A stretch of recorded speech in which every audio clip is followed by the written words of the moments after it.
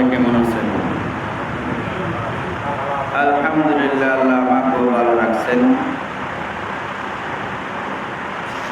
ভালো কথার ভালো বিনিময়, ভালো উত্তর।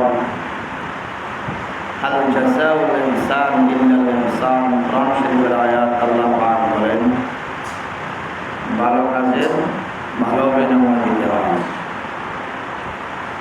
সেই হিসাবে আল্লাহ পাক আমাকে সুস্থ রাখেছেন, আলহামদুলিল্লাহ।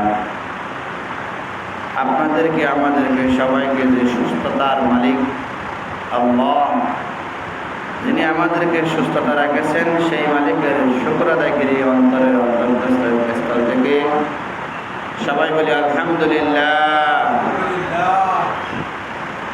আরো লাখো কোটি দুরূদ প্রেরণ করি দুই জাহানের সরদার, আকায়ে নামদার, তাজদারে মদিনা, বিশ্বনবী, আখিরি নবী জনাবের রাসূলুল্লাহ সাল্লাল্লাহু আলাইহি ওয়াসাল্লামের উপর সবাই মিলে সাল্লাল্লাহু আলাইহি ওয়াসাল্লাম। আজকের বিষয় সৎ কাজের আদেশ এবং অসৎ কাজের নিষেধের ব্যাপারে দ্বিতীয় পর্ব। গত জুমাবার প্রথম পর্ব বলা হয়েছিল, আজকে দ্বিতীয় পর্ব।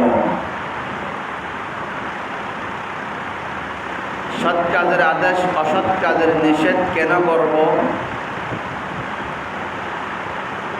সৎ কাজের আদেশ এবং অসৎ কাজের নিষেধ এই জন্য করব, আমাদের মুসলিম জাতির নিরাপত্তার জন্য। নিরাপত্তার দরকার আছে নাকি নাই? আছে, আছে। যদি থাকে সৎ কাজের আদেশ বাধ্যতামূলক করতেই হবে এবং অসৎ কাজের নিষেধ থাকতেই হবে। যদি না থাকে, অসৎ কাজের যখন বাধা নাই, যার মনে যেমন চায় তেমন, আছে নাকি নাই? সমাজে যার মনে যেমন চায় তেমন যখন কাজ শুরু হয়ে যায়, কাউকে কেউ আর রুখতে পারে না, রোকার শক্তি থাকে না। রুখলেই মারামারি, আছে নাকি নাই? রুখলেই হানাহানি, রুখলেই মারামারি, রুখলেই হাসদ সৃষ্টি হয়, রুখলেই হিংসা সৃষ্টি হয়, রুখলেই বাধা দেওয়ার সাথে সাথেই যাত্রা শুরু হয়, আছে নাকি নাই? সমাজে আছে নাকি নাই? আজ মুসলিম রাষ্ট্রে এই মুসলমানের 90% মুসলমানের দেশে সারা রাত সারা দিনের মধ্যে যত কাজ চলিতেছে, অধিকাংশ কাজ অমুসলিমদের কাজ। সমাজে কতগুলা বাহুবলওয়ালা শক্তি সন্ত্রাস আছে নাকি নাই? ওই সন্ত্রাসের বিরুদ্ধে সামনে কেউ বলতে রাজি, সামনে কেউ বলতে রাজি নয়। একজন যদি টোকাই হয় অথবা সন্ত্রাস হয়, ডাকাতের মতো চুরি নিয়ে, দা নিয়ে, লাঠি অস্ত্র শস্ত্র নিয়ে ঘুরে, কতগুলা ওই রকম সন্ত্রাস। সেই রকম সন্ত্রাসের বিরুদ্ধে আজ আমাদের বলার শক্তি নাই। যেখানে যাবেন সেখানে কতগুলা সন্ত্রাসের পক্ষে। যেমন আমাদের কক্সবাজারে যত কিছু কাজ হয়, যত অন্যায় অপরাধ খুন খারাপি হয়, ডাকাতি হয়, সব সন্ত্রাসের মাধ্যমে না, ইমানদার মাসক্তা নামাজের মাধ্যমে। কার মাধ্যমে? সন্ত্রাসের মাধ্যমে। অথচ মুসলমানের সমাজে বসত বাড়ি করে এক মুসলমান অপর মুসলমানের সাথে যখন ঝগড়া হয়ে যায়, সেও টাকা দিয়ে সন্ত্রাস আনে কি আনে না? কথা বলেন। সাগরে বলেন এবং সমতল স্থলে বলেন, এই দেশের মধ্যে বলেন, শহরে বলেন, গ্রামে বলেন, যেখানে যাবেন সেখানে কতগুলা সন্ত্রাস আছে, যেগুলি টাকা দিয়ে বিক্রি করা হয়। 20,000 টাকা দিয়ে আপনার কল্যাণ নিয়ে দিবে, আছে নাকি নাই? ওই রকম সন্ত্রাস। শুধু ওই সন্ত্রাসের দোষ নয়, ওখানে আমাদের দোষ আছে। আমাদের দোষ কি? আমাদের দোষ হলো আমরা টাকা দিয়ে তাদেরকে কিনা করি, ক্রয় করি, আছে নাকি নাই? ক্রয় করার কারণে এই সন্ত্রাস দমন হচ্ছে না আরো বেশি সন্ত্রাস বাড়ছে? দমন হচ্ছে না বাড়ছে? সন্ত্রাস বাড়তেছে। এক সন্ত্রাস অপর সন্ত্রাস থেকেই শিক্ষা নিতেছে কিভাবে সন্ত্রাসী করলেই সমাজে নেতা হওয়া যায়, কিভাবে সন্ত্রাসী করলে সমাজের ভোটগুলো নেওয়া যায়, কিভাবে সমাজে সন্ত্রাসী করলেই সমাজকে শাসন করা যায়, শোষণ করা যায়। সমাজে শোষণ আছে না শাসন আছে? শোষণ আছে। শাসনের সহিত শোষণ, শাসনের নামে শোষণ আছে। সমাজে আজ সারা বাংলার জমিনে 4.5 লক্ষ মসজিদ কমিটি যারা আছে, বেশিরভাগ মসজিদ কমিটি বেনামাজি সন্ত্রাস হওয়ার কারণে। আবার অনেক জায়গায় দেখবেন বেশিরভাগ মসজিদ কমিটি নামাজ, সেখানে অল্প ভাগ কমিটি সন্ত্রাস হওয়ার কারণে সমাজের মানুষ শান্তিতে নাই, অশান্তি আছে নাকি নাই? কেন? সমাজের নামে সমাজের নেতা নামক কতগুলা শোষণকারীর কারণে, কয়েকজন শোষণকারীর কারণে সারা বাংলার জমিনের বদনামি আছে নাকি নাই? সারা বাংলার জমিনের বদনামি কেন? একটা মাত্র দোষ, সেটি হলো আমাদের মধ্যে ঈমান দুর্বলতার কারণে। আল্লাহ পাক রব্বুল আলামিন বলেন, তোমাদের মধ্যে এমন একটি দল থাকা জরুরি, এমন একটি দল থাকা দরকার, এমন একটি দল থাকা দরকার, এমন একটি দল থাকা জরুরি, যেই দলে লোকদেরকে কল্যাণের দিকে আহ্বান করবে। যে ব্যক্তি, যে সমস্ত দল বলগুলা পৃথিবীর যত মুসলিম জাতিদেরকে কল্যাণের দিকে আহ্বান করবে, সেরকম একদল লোক থাকা উচিত, একদল লোক থাকা দরকার। ওই দলের মাধ্যমে সৎ কাজের আদেশ, অসৎ কাজের বাধা। যদি তাকে সন্ত্রাস দমন হবে কি হবে না? অবশ্যই হবে। আর সমাজে নাম শুনলে ভয় পাই আমরা, আসলে নাকি নাই?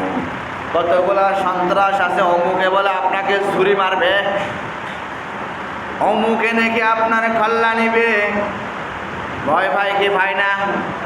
আল্লাহকে সেইভাবে ভয় পায় না, সন্ত্রাসকে তার চাইতে বেশি ভয় পায়। কারণ আমাদের ঈমান দুর্বলতার কারণে।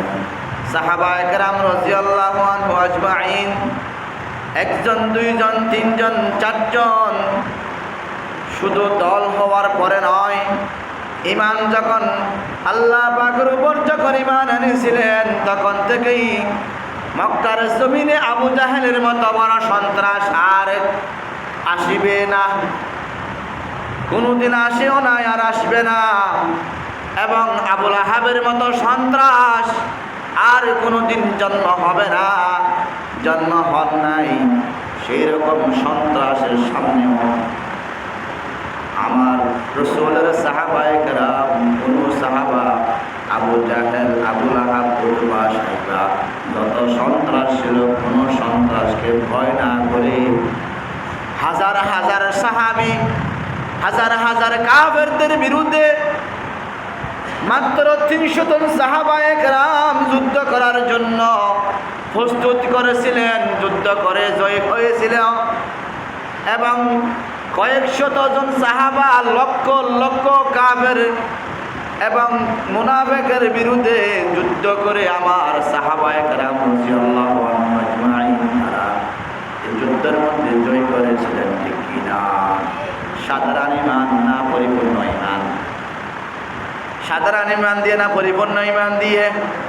পরিপূর্ণ ঈমান আমাদের সাহস যোগাইতে হবে, ঈমানে সাহস।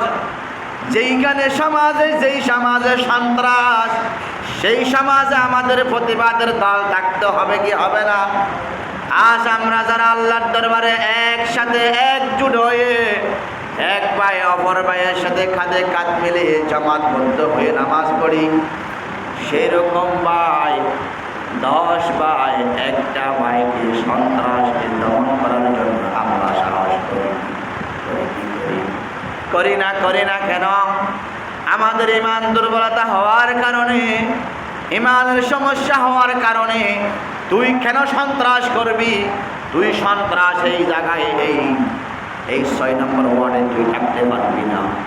আমরা আল্লাহর দরবারে যারা সিজদা দানকারী আছি, যতক্ষণ আল্লাহর নাম আমরা বলতে নেব, যতক্ষণ আল্লাহ পাকের প্রাণ, আল্লাহ পাকের দেয়া শক্তি প্রাণ আমাদের দেহের ভিতর থাকবে, ততদিন এই এলাকায় সন্ত্রাস জন্ম হতে পারবে না।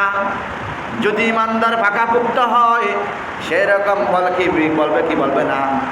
ইমানদার একজনও যদি থাকে, ওই একজন ইমানদারের মাধ্যমে কোনোদিন এই এলাকার মধ্যে সন্ত্রাস জন্মগ্রহণ করতে পারবে না। কোনোদিন সমাজের মধ্যে অসামাজিক কাজ চলতে পারবে না।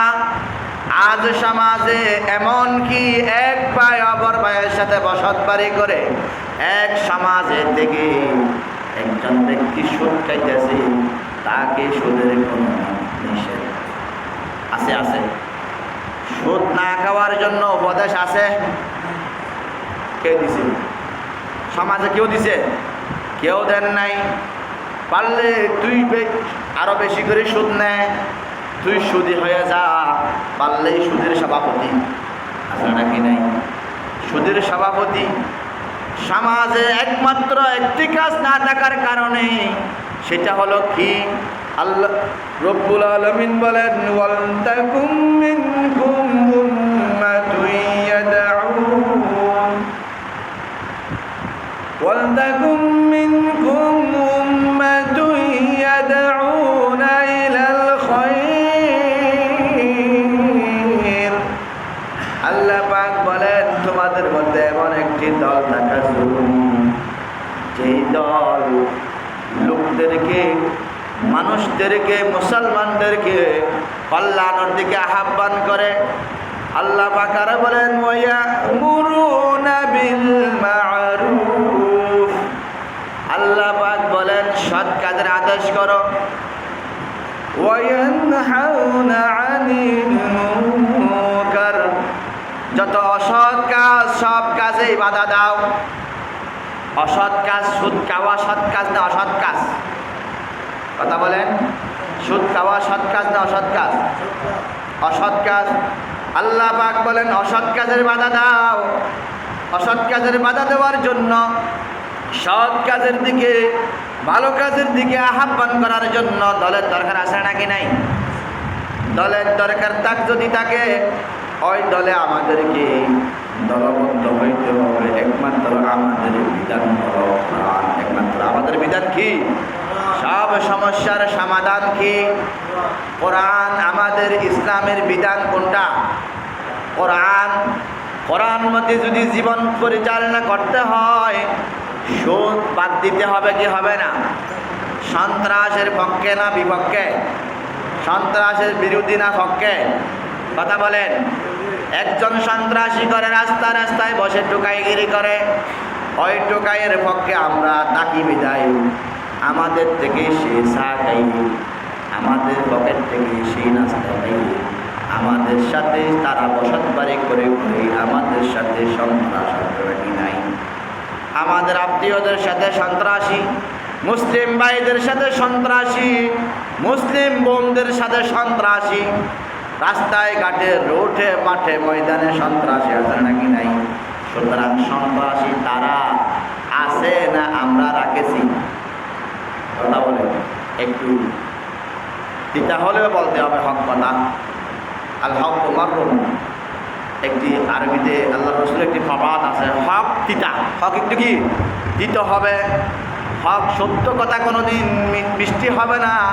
সব সত্য কথা মিষ্টি নয়, কিছু কিছু সত্য কথা তিতা। এই তিক্ত কথা হলেও বলতে হবে। সন্ত্রাস ওরা এখানে থাকে না, আমরা তাদেরকে বেতন দিয়ে রাখি। কথা বলেন। আমার গুরু স্কুলে যত সন্ত্রাস আছে, সব সন্ত্রাস আমরা বেতন দিয়ে রেখেছি না, তারা নিজের স্বেচ্ছায় থাকেছে? কথা বলেন। আমরা বেতন দিয়ে রেখেছি। বলে আমি বেতন দিয়ে রেখেছি কেমনে? আমি যখন তাকে ভাড়া নিয়ে যাই ডাকাতি করার জন্য, কাউকে মারার জন্য, এক মাসে একজন ভাড়া করে এই একজন একজন বাড়ার কারণে সেই সন্ত্রাসকে বেতন দিয়ে রাখা হয় না, তাদেরকে তাড়ানো হয়। কথা বলেন, আমরা রাখেছি না, তাদেরকে তারা নিজেরা থাকছে।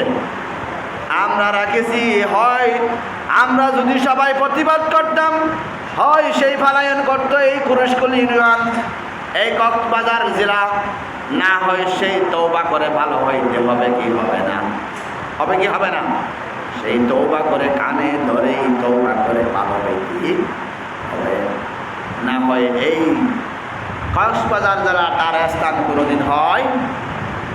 যদি আমরা সত্যবাদী হই, যদি আমরা ইমানদার হই, যদি আমরা আল্লাহওয়ালা হয়, এই সমাজে কোনোদিন সন্ত্রাস জন্মগ্রহণ করতে পারে না।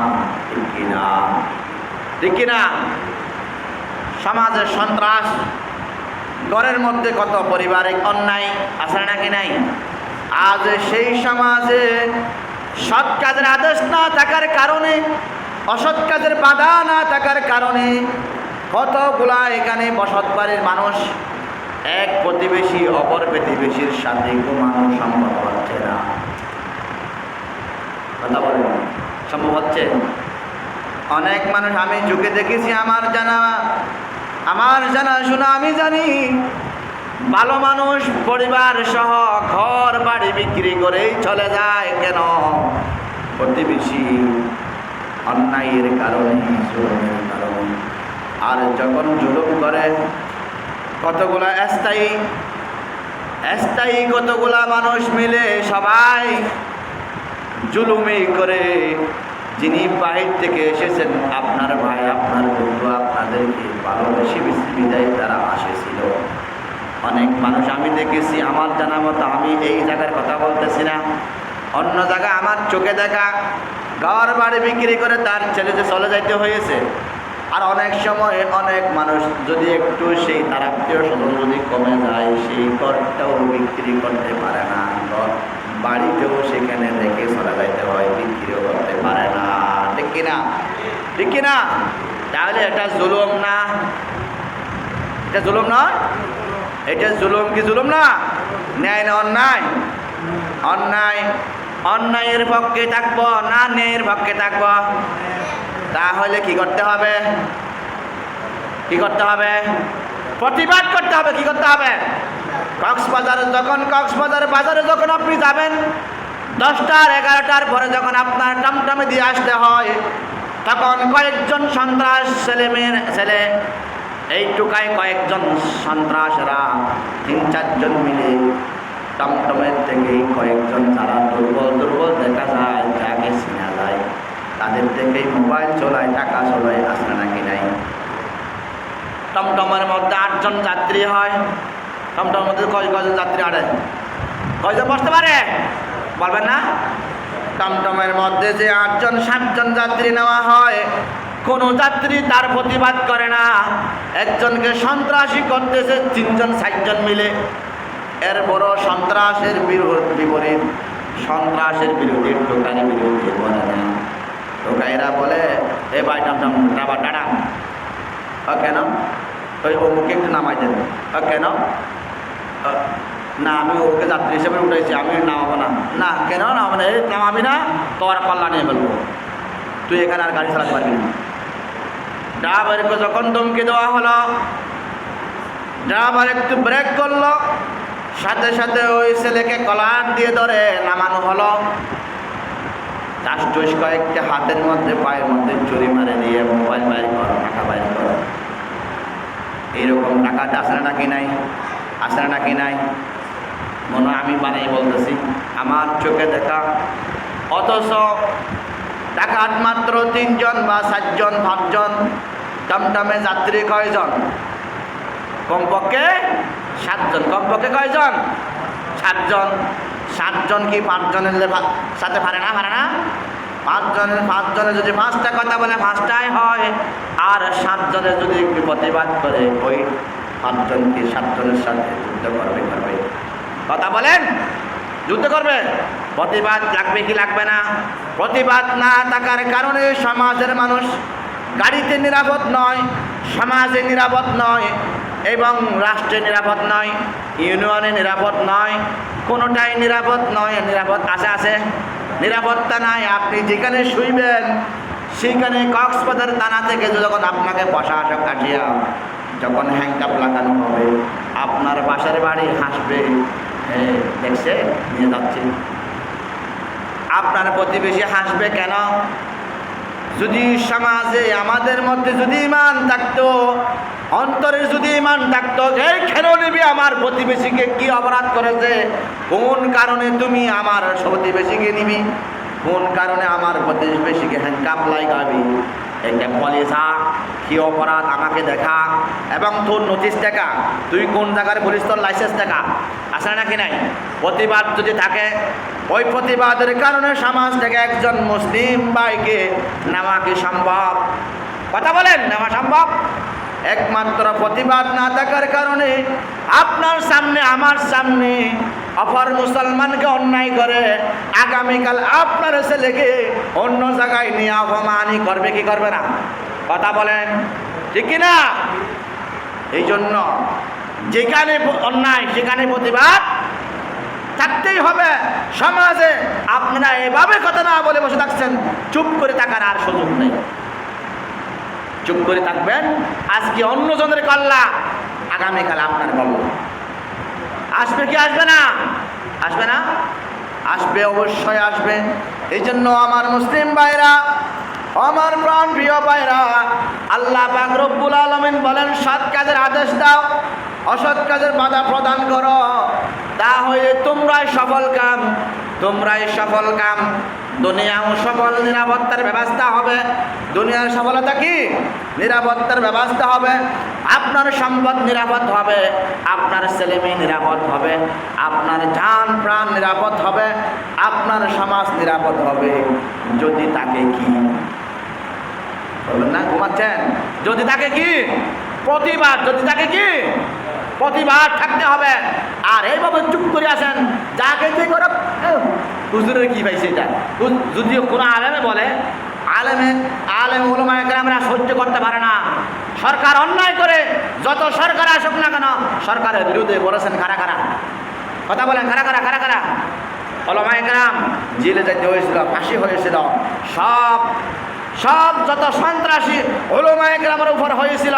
কোন উলামায়ে কেরামের সাথে, যে সমস্ত মুসলমানেরা, যে সমস্ত উলামায়ে কেরামের সাথে অন্যায় হইতেছে, ওইখানে যে সমস্ত মুসলমানেরা প্রতিবাদ করে নাই, সাথে সাথে কিছুদিন পরে তাদের উপর আযাব, গজব, বিপদ আসে কি আসে না? আসেন নাই? এসেছেন। এই জন্য আল্লাহ রাব্বুল আলামিনের হাবিব বিশ্ব নবী সাল্লাল্লাহু আলাইহি ওয়াসাল্লাম বলেছেন, আওহাল্লাহু আযজা ওয়া জাল্লা ইলা জিবরিল আলাইহিস সালাম আন ইকলিব মাদিনাতা কাযা ওয়া কাযা বিআহলিহা ওয়া ক্বালা ইয়া রাব্বি ইন্না ফীহিম আবদাকা ফুলানান লাম ইয়াসিকা তারবাতা আইন ক্বালা ফাক্বালা আকলিবহা আলাইহি ওয়া আলাইহিম فإن وجهه لم يتمعر في ساعة قط। আমার হাবিব বিশ্ব নবী সাল্লাল্লাহু আলাইহি ওয়াসাল্লাম বলেন, একদিন আল্লাহ পাকের পক্ষ থেকে, আল্লাহ পাকের, আমার নবীর আগের যুগের জামানার কথা বলতেছি, আল্লাহ রাব্বুল আলামিন জিবরাইল আলাইহিস সালামকে একদিন পাঠাইলেন। আল্লাহ পাক বলেন, আই জিবরিল যাও, দুনিয়ার মধ্যে যাও, দুনিয়ার মধ্যে গিয়া অমুক শহরটা, অমুক শহর, বাংলার অমুক শহরটা তুমি একটু উল্টিয়ে দাও। জিবরাইল আলাইহিস সালামকে আল্লাহ পাক বললেন কি, তুমি অমুক দেশের অমুক শহরটা একটু তুমি উল্টিয়ে দাও। জিবরাইল আলাইহিস সালাম আসিয়া ওই দেশের শহরে আসিয়া দেখল, বড় বুজুর্গ, আপনারা সুপরিচিত এমন একজন বুজুর্গ, এমন একজন ওলিয়া, আল্লাহর দরবারে জিকিরের মধ্যে লিপ্ত, এক মুহূর্তের জন্য তিনি জিকির থেকে বিরত নয়। আল্লাহ পাকের বান্দা, আল্লাহর ওলিদেরকে দেখার পরে জিবরাইল আলাইহিস সালাম আবার উড়াল দিয়ে আল্লাহ পাকের দরবারে গেলেন। ইয়া আল্লাহ, আপনি যে শহরে আমাকে পাঠিয়েছেন সেই শহরে আমি গিয়েছিলাম, যাওয়ার পরে ওখানে দেখলাম এমন এক আল্লাহ, আপনার বান্দা, আপনার বুজুর্গ এক মুহূর্তের জন্য আপনার নাম থেকে, আপনার নাম নিয়ে আপনার জিকিরে ছাড়া বেকার সময় কাটাচ্ছেন না। বলেন সুবহানাল্লাহ। উনি বলতেছে বুজুর্গ লা ইলাহা ইল্লাল্লাহ লা ইলাহা ইল্লাল্লাহ লা ইলাহা ইল্লাল্লাহ লা ইলাহা ইল্লাল্লাহ মুহাম্মাদুর রাসূলুল্লাহ সাল্লাল্লাহু আলাইহি ওয়াসাল্লাম। বুজুর্গ এমন এমন দাব করে, এমন গুরুত্ব সহকারে আল্লাহ পাকের জিকির করতেছে, সময় কাটাচ্ছে জিকির করে করে। জিবরিল আলাইহিস সালাম দেখার পরে আল্লাহর দরবারে গিয়ে বলে, ইয়া আল্লাহ, আপনার বুজুর্গ আপনার জমিনে এক মুহূর্তের জন্য বিরত রহে নাই, বিরত থাকে নাই, আপনার জিকির করতেছে, মাত্র আপনার জিকির করতেছে। তাকে কি সমস্যা হয়েছে দেখেন তো, আপনার জিকির করতেছে মাত্র, এই জিকিরের মধ্যে লিপ্ত। ওই রকম জিকিরকারী বান্দাদেরকে দেখে আমার চিন্তা চলে আসলো, আমার অন্তরে একটু ব্যথা হলো। এমন গুরুত্বপূর্ণ বান্দা, আল্লাহর বুজুর্গ, আল্লাহর জিকির করতেছে, ওই রকম বান্দাদেরকে আমি কিভাবে ধ্বংস করে দেব, দেশটা কিভাবে উল্টে দেব। ওই কথা বলে আল্লাহর দরবারে যখন জিজ্ঞেস বলল, আল্লাহর দরবারে যখন জিবরিল আলাইহিস সালাম ওই কথা বলল, আল্লাহ রব্বুল আলামিন জিবরিল আলাইহিস সালামকে বললেন, ও আমার জিবরিল, যাও যাও, তুমি আবার যাও, যেই দেশের মধ্যে আমার বুজুর্গ আমার নাম জিকির করতেছে, আমি আল্লাহ পাকের ইবাদত করতেছে, ওই বুজুর্গ সহ এই দেশটা দ্রুত উল্টে দাও। সুবহানাল্লাহ। আল্লাহ বলেন, যতই ইবাদত করুক না কেন, যত আমার জিকির করুক না কেন, জিবরিল তুমি যাও, ওই শহরটা উল্টে দাও। জিবরিল আলাইহিস সালাম প্রশ্ন করলেন, ইয়া আল্লাহ, কেন? আপনার বুজুর্গ আপনার জিকির করতেছে, এইভাবে জিকির করে আপনার জিকিরগুলাকে উল্টে দিতে আমার অন্তরে খারাপ লাগে, ভয় লাগে।